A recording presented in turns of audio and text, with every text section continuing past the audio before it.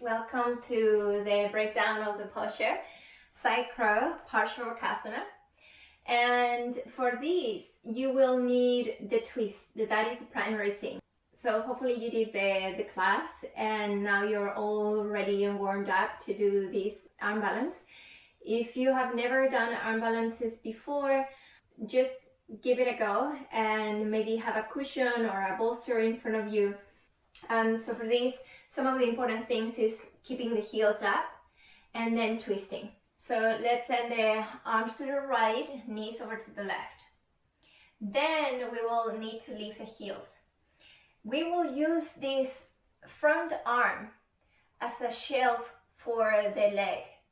So if the twist is not there yet, then we are not going to have a stable shelf and we will slide off. So the knee will slide off. So it's very important to have that twist.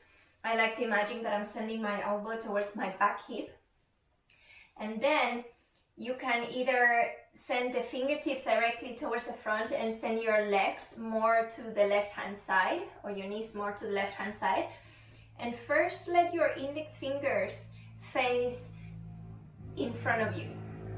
And as you lift the heels, one option is to send the right elbow underneath your hip bone, to your back hip bone, and then your arms are going to be a little wider than the shoulders. The arms are just as they are in Chaturanga Dandasana. So in Chaturanga Dandasana, you want a 90-degree angle, which means that from the wrist to the elbows, there is a vertical line, and then from the shoulders to the elbows, there is a parallel line to the mat. So here, I am leaning in the direction of the index fingers, and sometimes the toes might feel a bit stuck, especially if you have the grippy mat. So for that, you do need to engage a little bit of the pelvic floor, and it's as if you wanted to send the toes back or the heels towards your bum, let's say. So you lean forward, you have to lean way forward with the crown of the head, you gaze forward with your eyes, and then it's a little bit of pushing through the hands as you lift the legs up. I'll switch side. So that is one option if you have never done it, and please have a cushion in front of you so that you can aim your head towards that and then play with the balance first. So don't worry too much about the 90-degree angle, even though that will really help to make you feel lighter. And then you can take one of those shelves if you feel more confident with the posture, and especially if you are quite strong in Chaturanga Dandasana. So leaning, sending the elbow as far back as it can go, lifting the heels, the back hand can go a little wider, and then again your knees are reaching towards the right hand side, your torso is reaching towards the front, and feel the support of your upper right arm, and then see if you can shift the legs back.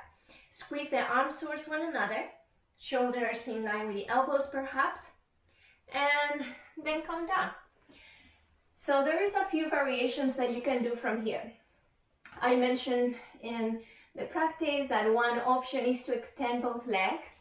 I find that option a bit harder than the other option, which I also mentioned, which is sending the legs in opposite directions. So it's like scissor legs. And in that variation, Ekapara Kundinyasana, one of the legs, the bottom leg, stays where it is and extends, and that's the leg that is being supported by the arm, and the other leg shifts back away. So for that variation, it is important that you lean forward, and then the back leg is active as it reaches back. And then the most important thing is breathe, because it gets quite hard there to breathe. So we can give that a go. Also, if you struggle to have the heels up, you can always place a block underneath the heels. Remember that you can place a bolster in front of you as well. So we Spread the fingers wide, the thumbs not all the way, so they slightly hug in, index fingers forward, crown of the head reaches in the same direction of the tippy fingers, and then we lift.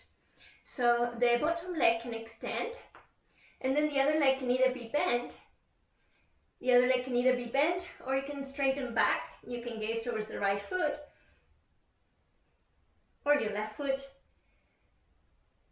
and then shift back, coming back, shifting position. So one of the most important things is to have the twist.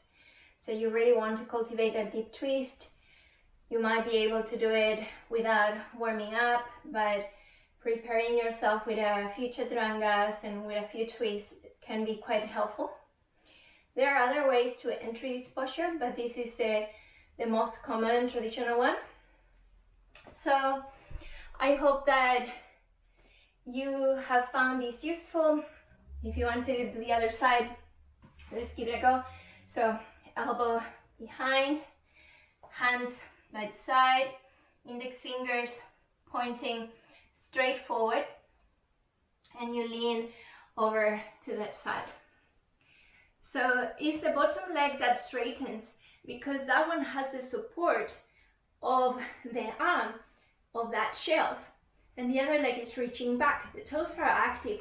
Normally when you spread the toes wide, they're called yogi toes, and that allows a little bit more engagement. So let me know how this worked for you, whether you did or you didn't, and yeah, anything, let me know in the comments. Namaste. Thank you.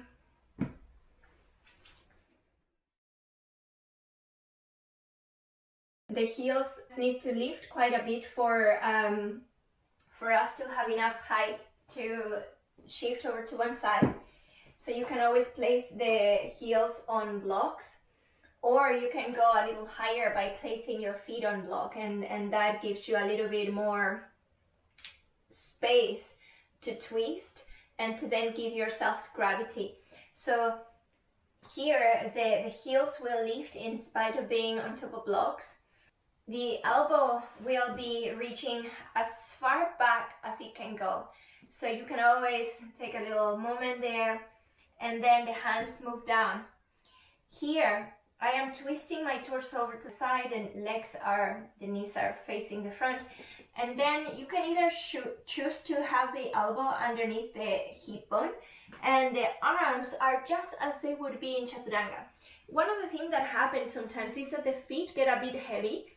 There is always that either sliding them away or lifting them and trusting that you have this squeezing, and this comes from Mula Bandha and Uddiyana Bandha, so the first root lock and the abdominal lock. So there is that squeezing of the pelvic floor, as I said before you shift over to give yourself fully to the posture.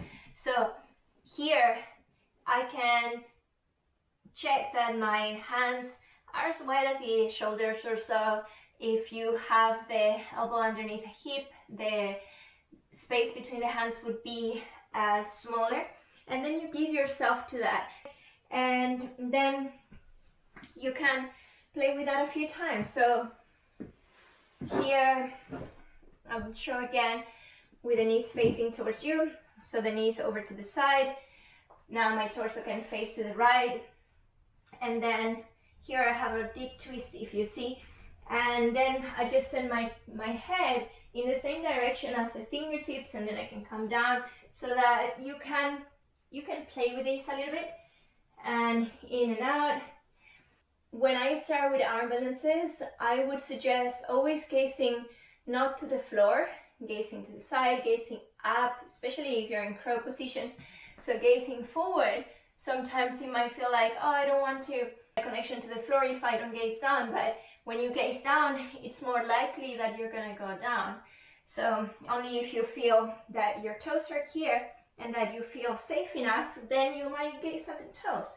But don't gaze with your head, you gaze with your eyes only. So if you have this guy, you can, this one is not the strongest one, so here the same.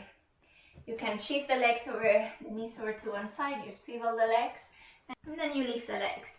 So some of you might be able to extend the legs